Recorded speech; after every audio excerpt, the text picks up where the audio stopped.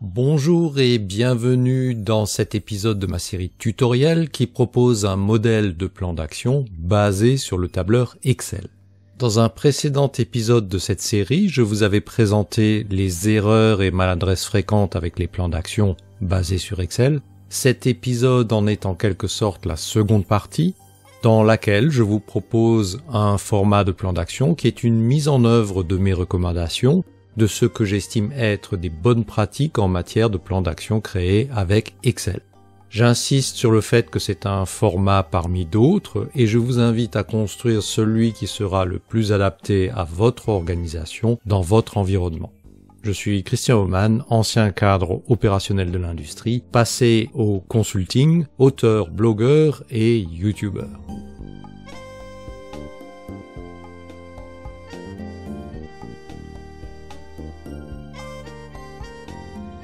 Quelques rapides rappels à propos de plan d'action. Un plan d'action est un recueil de toutes ces tâches, activités et actions à réaliser, ainsi qu'un outil de supervision quant à leur avancée et leur réalisation. Un plan d'action est également un moyen de communication et de reporting, puisqu'en général il va falloir rendre compte de l'état d'avancement et des résultats à une autorité supérieure. Ceci peut être le sponsor du projet ou la direction générale. Les plans d'action peuvent être fournis par des applications ou par des logiciels spécialisés, voire des ERP, mais il est encore très courant de voir les plans d'action construits dans les entreprises sur la base d'un tableur Excel.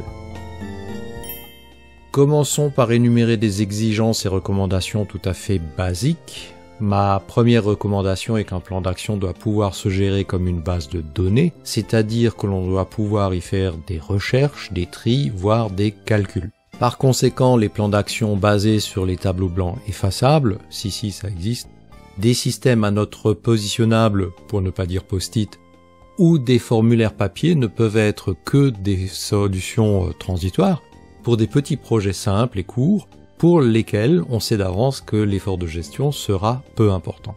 Il y aura peu de modifications, pas ou peu d'exigences d'archivage et on peut se satisfaire de ces supports. Viennent ensuite les modèles sur base de fichiers de traitement de texte ou de diapositives type PowerPoint. Ces supports sont totalement inadéquats. Les personnes chargées de les maintenir vont passer beaucoup de temps à remettre en page, ce qui est très compliqué à faire en temps réel durant une réunion. Le rendu n'est généralement pas professionnel. De manière générale, ce n'est pas perçu comme professionnel d'employer ces supports. Et par conséquent, ces supports sont totalement déconseillés. Si nous retenons la solution basée sur un tableur, Excel étant le plus répandu, il est vivement recommandé, avant de créer son modèle, de réfléchir aux différents champs que l'on veut intégrer dans son plan d'action, afin de pouvoir gérer cette future base de données.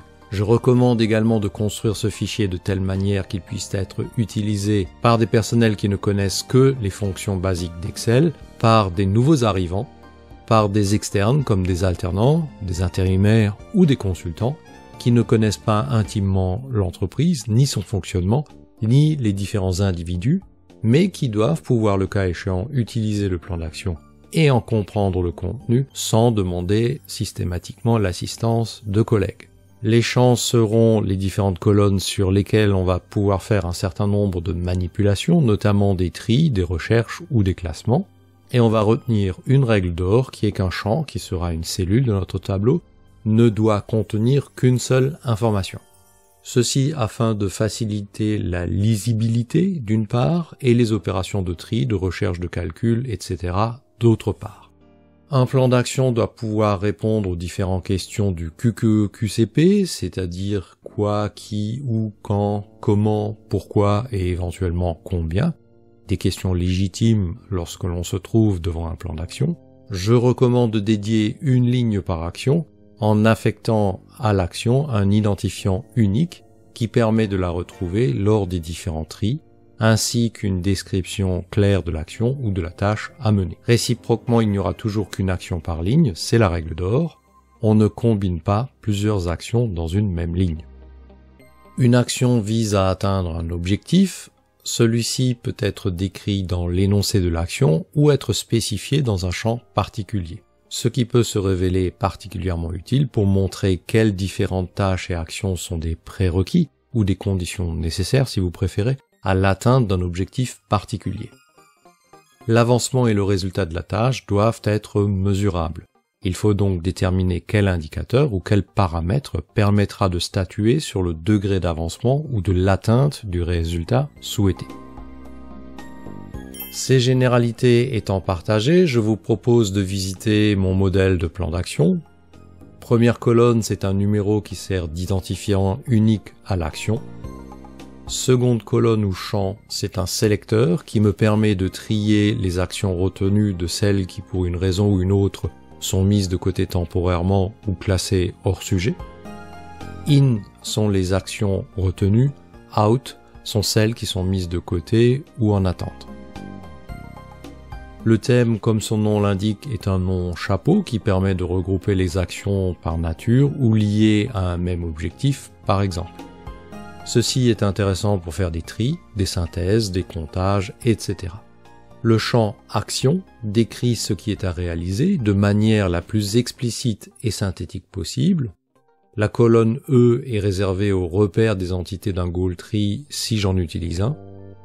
Pour les explications à propos de l'outil Goal Tree, je vous renvoie vers mes articles de blog ou mes vidéos qui traitent spécifiquement de ce sujet. Je vous recommande en particulier ma vidéo d'initiation au Goal Tree en français sur cette chaîne YouTube. Il se trouve que pour ce plan d'action, il y a eu construction préalable d'un Goal Tree et le numéro d'entité montre à laquelle l'action en question va contribuer. La colonne F est celle qui décrit le KPI, l'indicateur qui va permettre d'apprécier ou de mesurer l'avancement de la tâche ou de statuer de sa réalisation.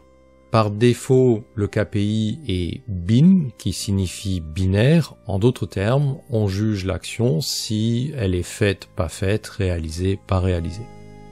Vous noterez que les colonnes E et F sont repliables car pas systématiquement utilisées. Les gains visés sont la justification de l'action en quelque sorte. La colonne remarque est utile pour noter tout point particulier qui mérite d'être relevé, sans pour autant surcharger les autres cellules. La date de fin est la date butoir, assignée à la réalisation de la tâche. La colonne semaine fin affiche le numéro de semaine qui est calculé automatiquement à partir de la date de fin. C'est souvent pratique pour agréger toutes les actions attendues dans chacune des semaines, ou pour reporter cela dans un calendrier classique. La colonne PDCA est un indicateur visuel de l'état d'avancement. On peut trier sur ce paramètre et masquer facilement les actions terminées. On trouve ensuite 7 colonnes correspondant au rôle de la matrice RASCII avec un dédoublement pour les rôles de support et d'informer. Pourquoi ce dédoublement? Pour éviter de mettre plus d'un nom dans une fonction de la cellule, toujours notre règle d'or, une seule information par cellule. Notez que là encore les colonnes sont repliables pour gagner en lisibilité, notamment lorsque l'on exploite les colonnes suivantes qui permettent de figurer un diagramme de Gantt. Tous les champs sont triables, ce qui permet une grande flexibilité dans l'affichage. Ce modèle est à mon sens simple et relativement complet. C'est un jugement tout à fait biaisé parce que je l'utilise en permanence. Il permet en particulier de lire de manière horizontale tout ce qui concerne une tâche. Il présente néanmoins quelques inconvénients qui sont corrigés avec mon modèle alternatif.